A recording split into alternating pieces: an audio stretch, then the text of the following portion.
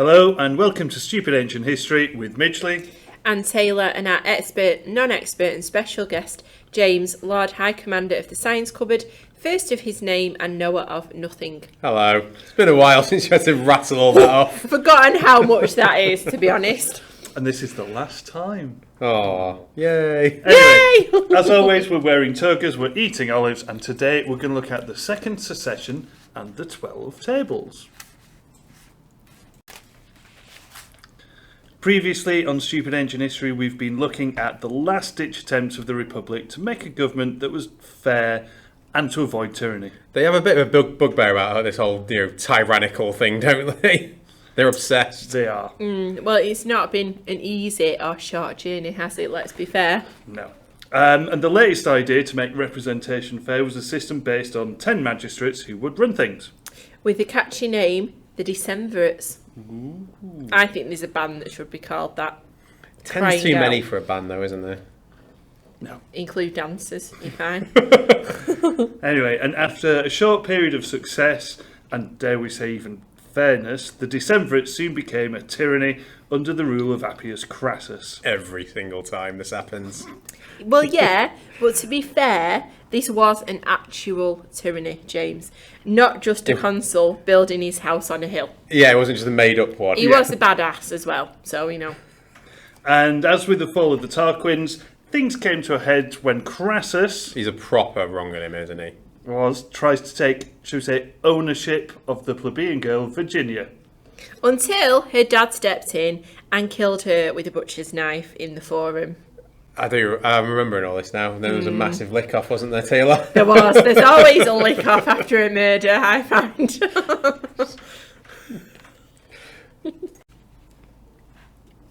So, how does this all, play out then? Virginia's just been murdered. Dead. Yeah, deaded by her dad. Yeah, standard. Yeah, fair enough. Well, immediately after killing his daughter, her father, Virginius, gets on a horse and legs it back to his army camp before Crassus can have him arrested. Yeah, these lictors really aren't up to much, are they? More than one king was assassinated, and now they can't even catch some old soldier who was openly committed murder. So just daughter murder is a crime. This isn't like a normal thing he was allowed to do. But also, I mean, Good. You'd have to be quite, he's doing this because he cares and loves his daughter. So you would have thought that he is quite emotional, because that is quite an emotional response. I would assume so, having never done this myself. Yeah, but you wouldn't just go, yeah, love you, don't want that to happen, gonna kill you, stabby, knife. Knifey, stabby. Get up, walk to your horse, jump on it. There must have been a bit of a time where he was crying over his daughter and quite upset. Why didn't they just arrest him then? Because, like we said, these lictors are pretty useless. These royal bodyguards, I mean, we've had various kings smeared across Rome, and now, they can't catch one old guy on a horse. So anyway, gets on his horse, legs it, and he turns up at his army camp, covered in blood, and obviously has some explaining to do. You'd think so. I mean, if I turn up to work covered in blood, someone would ask some questions. Yeah, we'd hope so. I'd hope they would do, yeah. Be nice, wouldn't it? Just Tuesday, that's what he does. I just thought that you basically tried eating like a bacon butty again with some sauce on it and all gone wrong. You know full well I don't eat bacon, so more fool you, Taylor. Also, he's not the one who spills things on himself. Don't know what you mean. No. Anyway, the men gather round him, and he tells them what's happened, appealing to their sense of outrage. And he does it like so. His daughter's life was dearer to him than his own. Had she been allowed to live in liberty and purity, when he saw her dragged off as a slave girl to be outraged, he thought it better to lose his child by death than by dishonour. I think she might have had something to say about that, to be fair, but there you go. For they too had daughters and sisters and wives. The lust of Appius Crassus was not satisfied with his daughter's life. Rather, the more he got away with, the more unrestrained would it be. Through the sufferings of another, they had received a warning how to guard themselves against a similar wrong. It's a bit extreme. As for him, his wife had been snatched from him by fate. His daughter, because she could no longer live in purity, had met a tragic but an honourable death. So this wasn't like Lucretia. She wasn't part of it. No. Virginia was just, stab. Don't discuss it with her. You're right, Dad. Oh dear. All right, so he's had his little ramble to Yep. the troops. Yeah, basically. Presumably, they just put him in the clink straight if away. if you don't get rid of him, he's going to take your daughter, Yeah. your wife. Well, he is openly confessing to murdering his own daughter. He is. And did it work? It does. Oh, it does? Yeah, Okay. they agree with him. So Virginius convinces all the soldiers in his camp to rebel against Crassus, leave the post, and return to Rome. At the same time, Basilius. Basilius, thank you, Virginia's would-be fiancé, has gone to another camp where the soldiers were fighting the Sabines and convinced them to do the same. Right, so all the armies are packing up. Yeah, They're down in tools. yeah. This has happened before, hasn't it? Like all the plebs have Yeah, gone on yeah. strike. So is this what's happening again? Or do they go and get a rabble together and just all down tools? Well, yeah, absolutely right. I mean, the striking soldiers and plebs all gathered on the Aventine Hill and have their sort of sit-down protest. Yeah. Was it that like peaceful and Apparently so. right? Yeah, Okay. it's kind of almost like the first secession. Yeah, Okay. it sounds dramatic, but So that's just a fancy word for strike, isn't it? Yeah. yeah. Fair enough. So so they're all on strike. They're all rather peacefully, by the sounds of Yeah. it. I mean, it's not what you'd expect. Secession makes it sound It's not grandiose. rebellious. and- Yeah, it's just a bunch of fellas sitting down. So they're all just sat on a hill. Yeah, get in the sun. What happens? Well, the Senate and patricians are rightly worried about heading down this route again. It's like, oh no, here we go again. But don't forget, they're still at war with two neighbouring peoples. Which is also a bit of a problem, given that your army's just packed it in. I'm forgetting which. Is this one of these the 200 years The war? Volsci are still at war with Rome. They're also at war with the Sabines. And, yeah. Right, okay. They're starting to lose track of who they're at war with. And who I they're mean, not at war everyone with. by the seams. Yeah. So anyway, they're not keen on what's happening. It's a bit of a pain. So as before, there's an attempt to try and negotiate their way out of this mess. It's not the most exciting thing you tell me. They sit down to negotiate. I mean, I know you frequently sell this to students as like the modern game, like real life Game of Thrones, Yeah. like swords and sex and Negotiations. negotiations and strikes. They did negotiate a little bit in Game of Thrones, James, to be fair. It wasn't there. It wasn't all, sexy time and stabby stabby. All the best bits were. Moving on. Okay. So back to the exciting negotiations. Maybe if we say it in a dramatic way, it'll be... Give it a go. See what Yeah. happens. So the striking soldiers... Ooh, no, it's not working. Is it? So the striking soldiers will only speak to Valerius and Horatius. Are they, Dun dun dun! they are some of the decemvirates, or Yeah, so two senators who have previously spoken out against Crassus. okay, so they're senators. Yeah. Cool. And Valerius and Horatius used this to their advantage. They're playing a bit of a long game here. They in turn refuse to go and speak to the soldiers unless the decemvirates agree to give up power. Which, Okay. of course, they refuse to do. Well, they're going to. Aren't You couldn't they? be any self-respecting tyrant, could you, and just bow down Just to go, the first "Oh, bit do you of know what?" pressure? Yeah. Yeah, all right. I will give up immediately. So negotiations are not going well. No. Okay. So the result of this standoff was that more and more people actually joined the secession. The negotiations were so bad, they made it worse. Right. Okay. So more people joined the secession, and to the point where Livy describes Rome as being like a ghost town. Like, did he actually use the phrase "ghost town"? Basically, yeah. Right, okay, it's going about as well as Brexit. This isn't it? Quite, James. So, realising they have no choice, the decemvirate agreed to disband, but only if they were offered immunity from prosecution afterwards. Yeah, so this then led to Valerius and Horatius going to meet the leaders of the secession. Sorry. And what were they talking about? Well, how they're going to stop the secession. It's kind of what they're meant to be negotiating. All right, so they're going to talk to him. How did it go? Well, Livy gives us some detail as to how these discussions went. He says...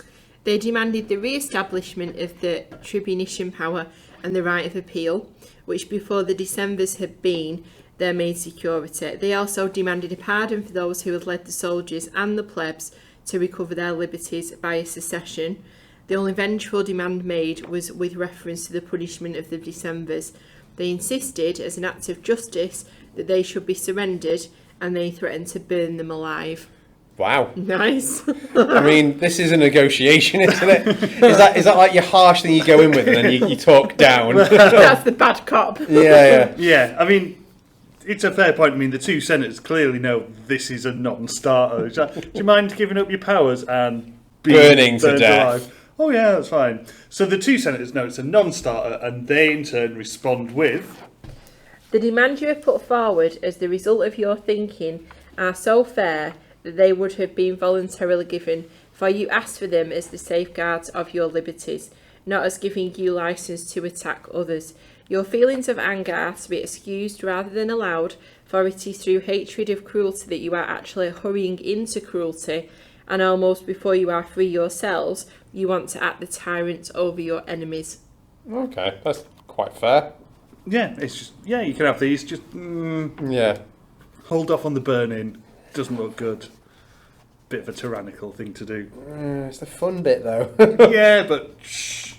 So anyway, they finally agreed to this compromise where new tribunes would be elected to sort this whole mess out. I mean, this is about the third or fourth time we've gone through this. Yeah. I'm not really, like... I'm not thrilled about it. It's not going to work, is it? You're not holding out much hope. No. are you? We'll see. So elections are immediately held on the Aventine Hill. For the... Yeah, the new tribunes. Oh, right, that was quick. Yeah, and the new tribunes were elected, including Virginius and Decilius, who were the de facto leaders of the secession. Fair play. So in turn, Valerio and Horatius were elected as consuls because of their compromise and their desires to end the conflict of the orders. Okay. If only all elections were this quick I and know that- straightforward and easy. I mean, yeah, that was standard. It was good. So then they quickly instituted reforms to the Roman constitution that then become known as the Valero-Horatian reforms. So they effectively ended the rights of magistrates and consuls to create courts that had no right of appeal. And they also strengthened the protections of tribunes and their assistants. I mean, they wasted no time. They literally elected new reforms. Yeah, but they've basically just gone back to what they had before. They've just hit reset, haven't they? Yeah, pretty much. Yeah. What's his face? Badman. Crassus. What's he up to? Well, despite Not being burned alive. not being burned alive. Damn it. But despite the clause protecting the Decemvirs from prosecution, everyone decided that Crassus was a special case. I was going to ask, so it wasn't the Decemvirs and then he was above them, he was one of them. Well, he basically was above them because he chose them and he chose himself. Yeah. And, yeah. So they decided, like, this guy's a special case. And he's arrested and put in prison to await his trial.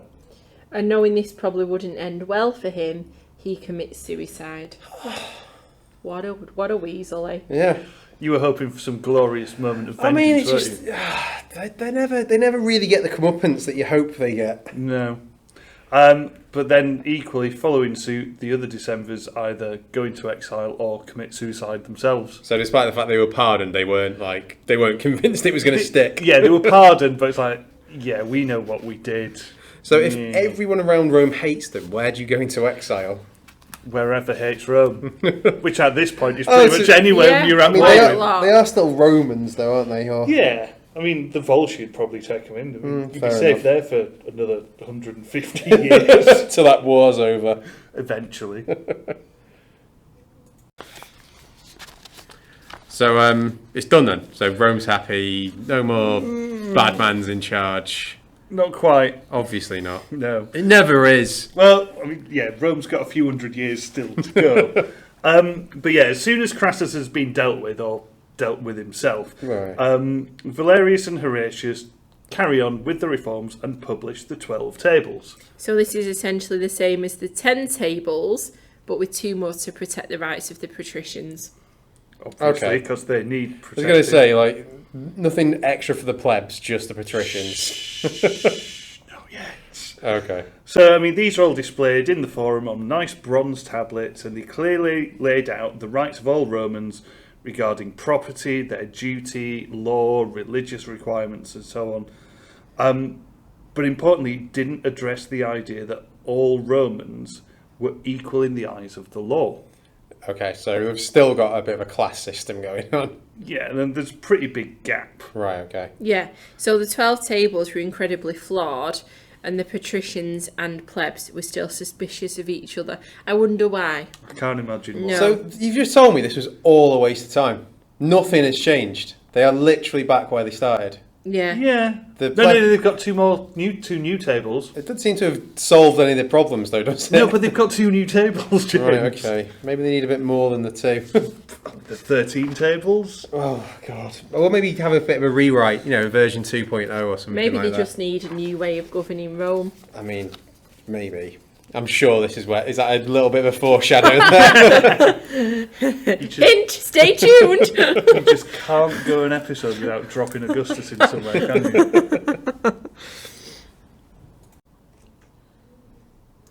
There were, however, some final reforms to be made before 440 BC. Did these actually amount to anything, or are they as useless as all the others?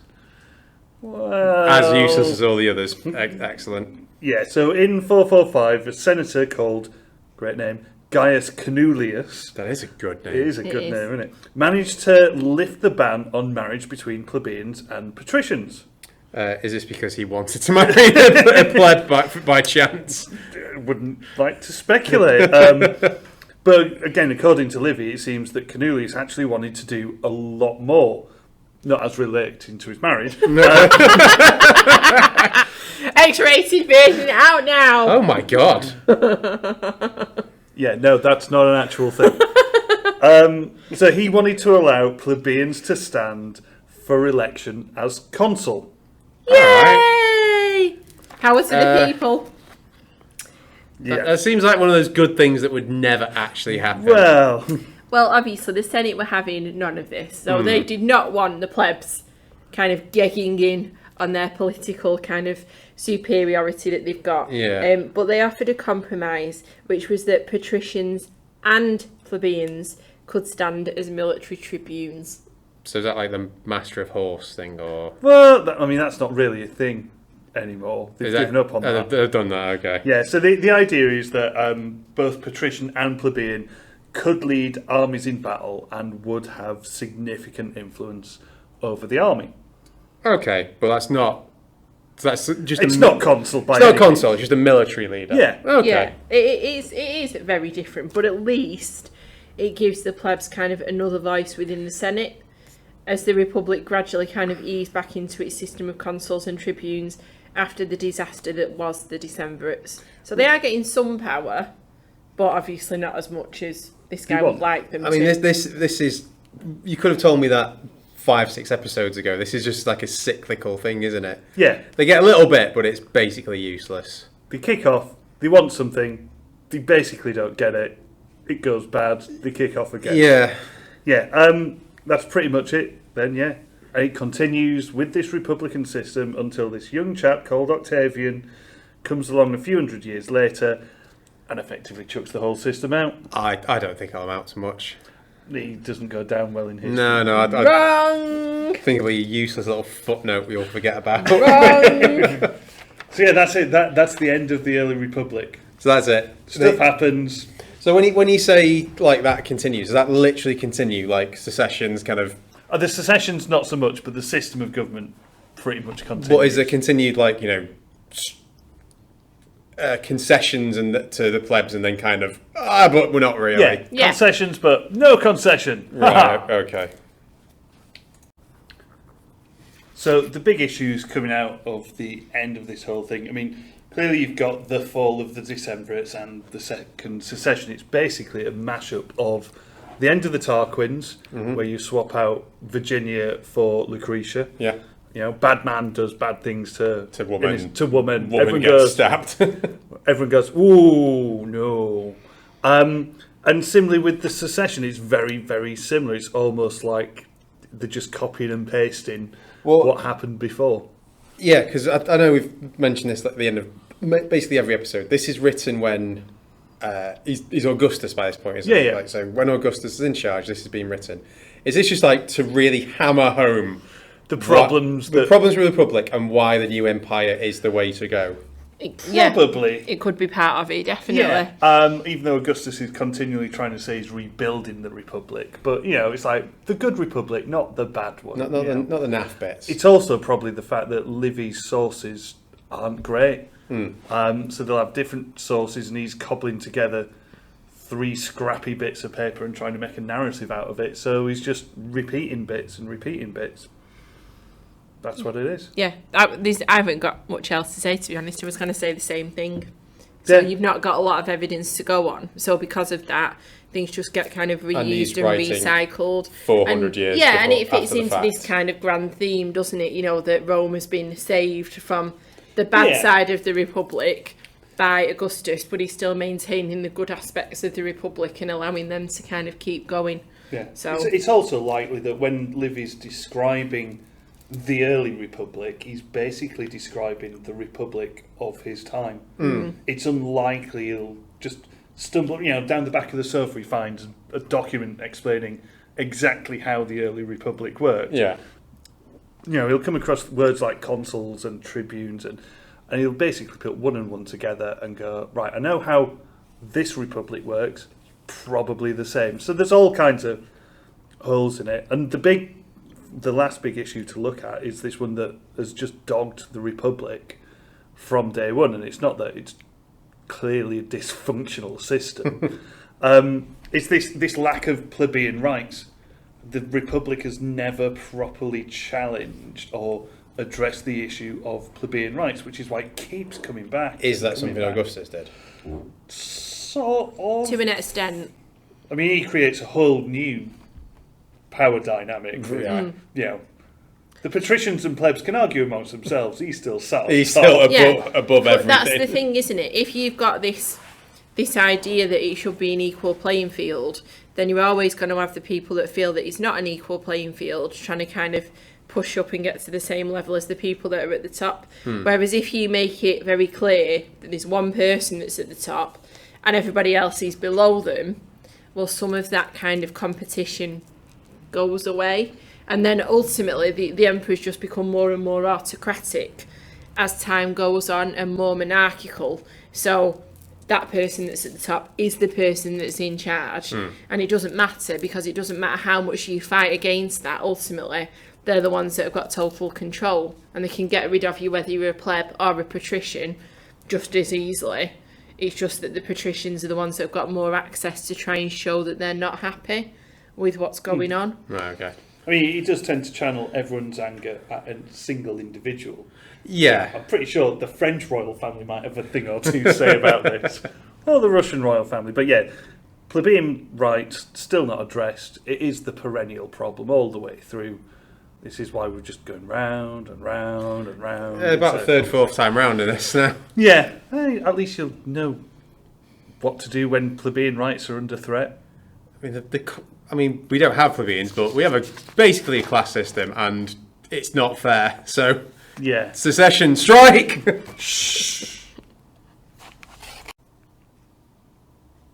So there you have it, the ending of the foundations of Rome and the early Republic. Thank you for listening. We hope it's been helpful. Leave us a comment below, and until next time, goodbye. Bye. Bye.